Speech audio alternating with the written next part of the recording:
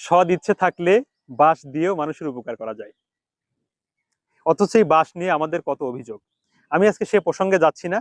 আমি এখন যে বাঁশের সেতুর উপরে বা বাঁশের সাঁকোর উপরে দাঁড়িয়ে আছি, আমার দেখা এখন পর্যন্ত সবচেয়ে লম্বা এবং সবচেয়ে গভীর একটা সেতু।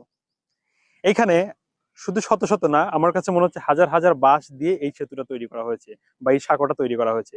আপনি দূর থেকে দেখলে অবাক হয়ে যাবেন। এই সেতুটা তৈরি করা হয়েছে নদী পারের জন্য, এপার ওপারে মানুষের পারাপারের জন্য এই সেতুটা তৈরি করা হয়েছে। একটা বিষয় খেয়াল করলে দেখবেন, এই বাঁশের সাঁকোটা বা সেতুটা তৈরি করা কিন্তু একজনের পক্ষে সম্ভব হয় নাই। ঠিক একইভাবে একটা বাঁশের সমন্বয়ে কিন্তু এই সেতুটা হয় নাই। আপনি এইরকম আরো শত শত বেশ এক বাঁশগুলো একসাথে দাঁড় করিয়ে তবেই কিন্তু এই সেতুটা কিন্তু পরিপূর্ণ রূপ পেয়েছে। এই জন্য একার পক্ষে কোনো কিছু ভালো কোনো কিছু করা সম্ভব নয় যদি সবার সমন্বয় চেষ্টা না থাকে। এই জন্যই বলবো, ভালো কিছু করার জন্য ভালো মন মানসিকতা দরকার। ইচ্ছে করলে বাঁশ দিয়েও মানুষের উপকার করা যায়।